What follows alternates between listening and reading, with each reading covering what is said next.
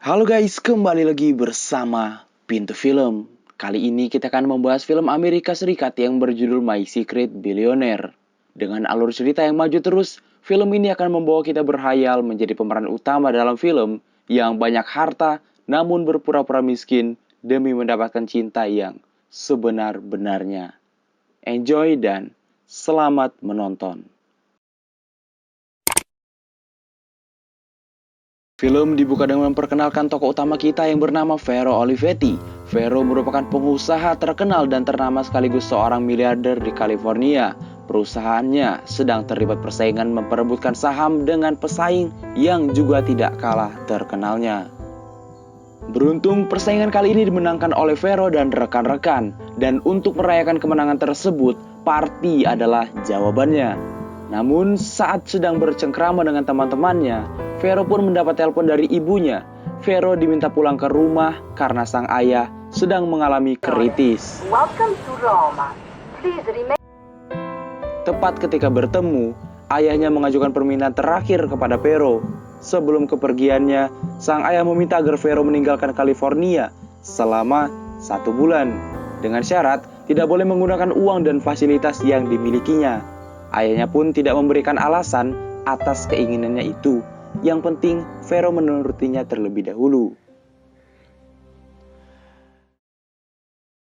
Setelah kematian ayahnya, Vero pun memenuhi permintaan terakhir sang ayah dengan pergi ke New York. Tapi sebelum itu, Vero menitipkan semua urusan bisnisnya kepada Lawrence, yaitu tangan kanannya di perusahaan.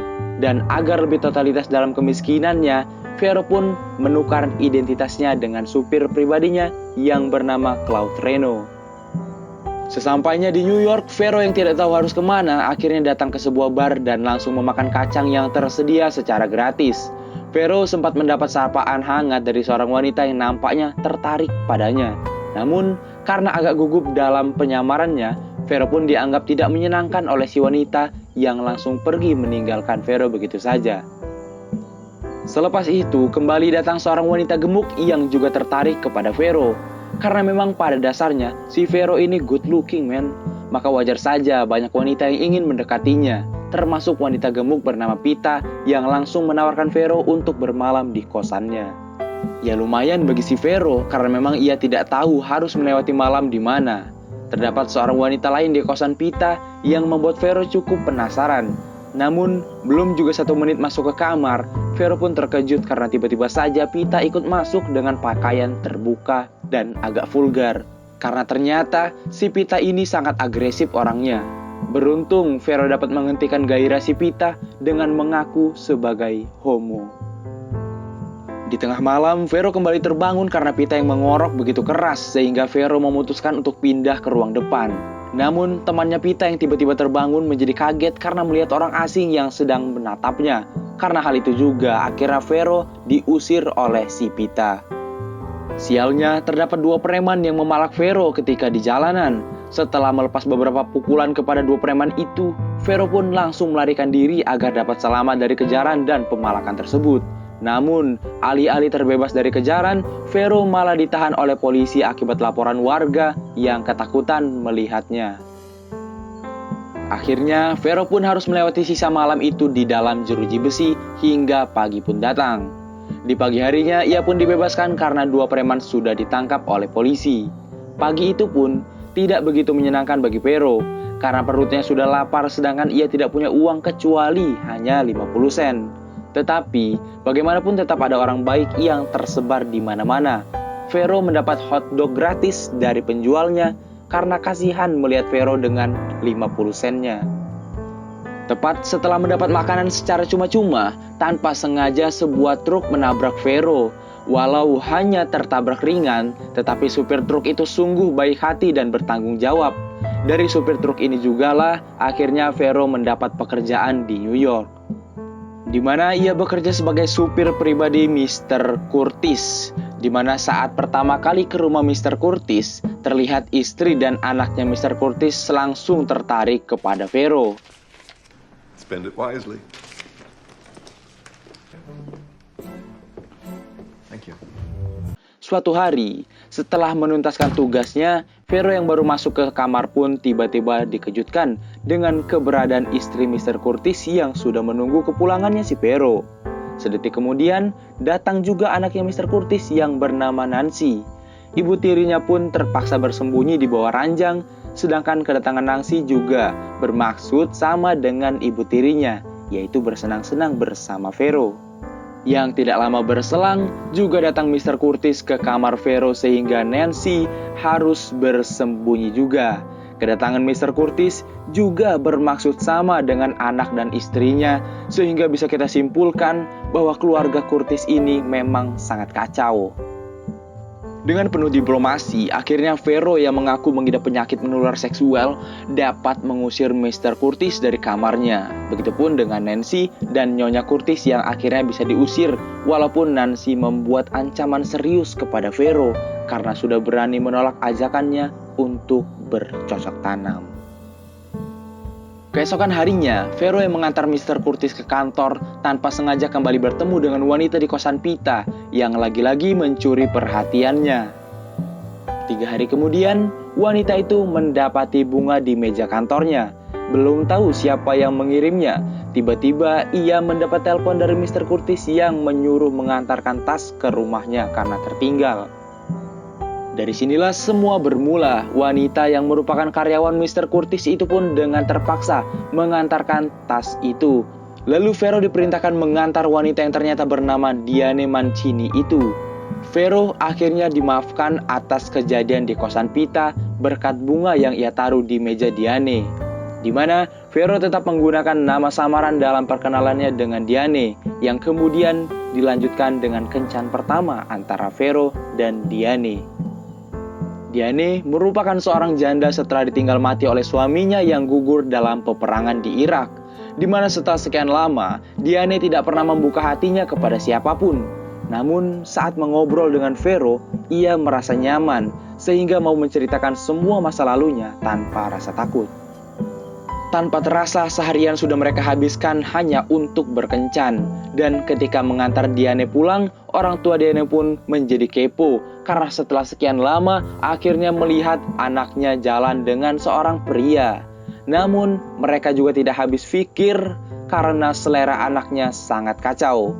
Karena banyak pria mapan yang ia tolak mentah-mentah, tetapi malah memilih seorang supir yang tidak jelas asalnya.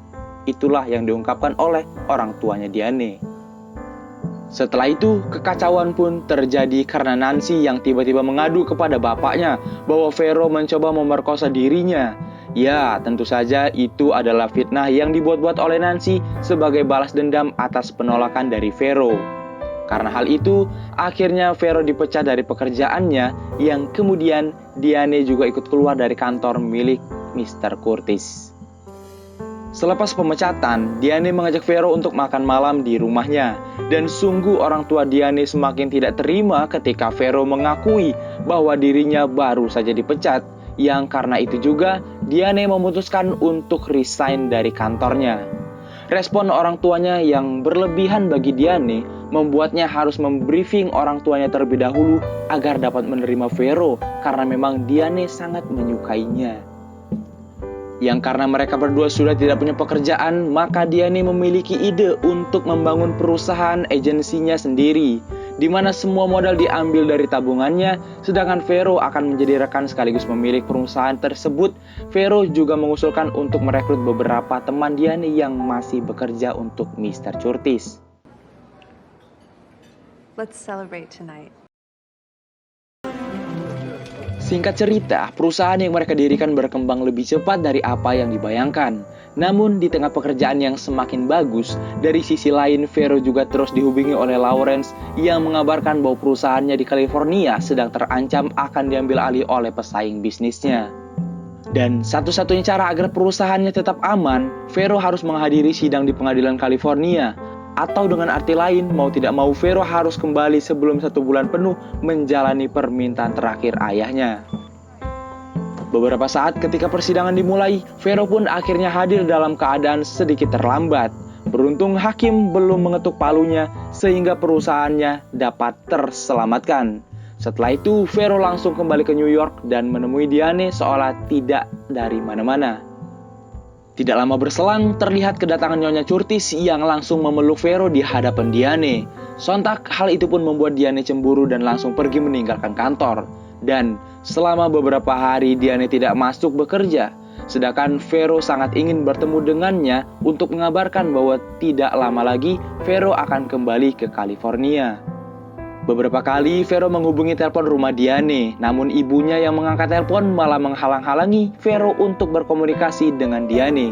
Sehingga tepat di 30 hari, Vero akhirnya kembali ke California dan tidak ada kabar lagi. He's gone for good, isn't he?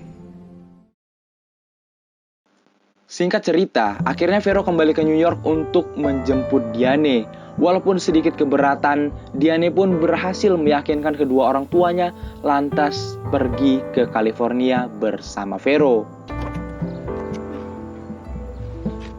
Setibanya di bandara California, barulah Diane tahu bahwa Claude Reno adalah seorang supir.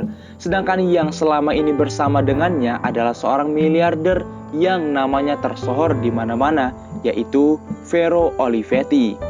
Di mana nampak sekali Diane pun terkagum-kagum dengan rumah mewah milik Vero Olivetti dan akhirnya mereka berdua pun menikah dengan sangat bahagia. Yang pastinya dengan perayaan yang sangat mewah dan Vero tidak lupa mengundang orang-orang yang ia temui dan menolongnya selama 30 hari di New York.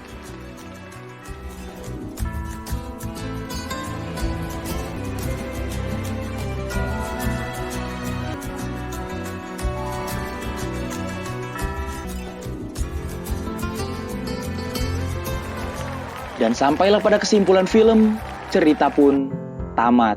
Ending yang sangat membagongkan. Terima kasih sudah menonton teman-teman. Semoga tetap terhibur dan sampai jumpa kembali di pertemuan berikutnya.